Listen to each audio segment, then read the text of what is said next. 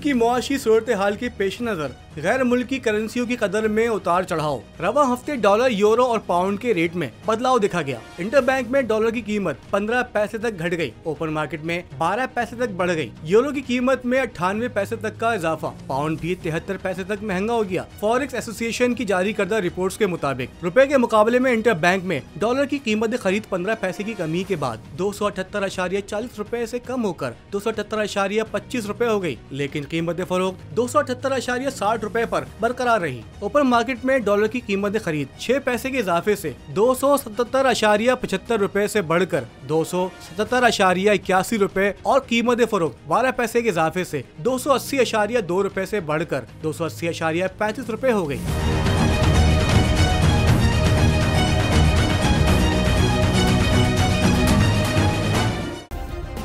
Subscribe करें और bell दबाएं ताकि कोई खबर रह न जाए।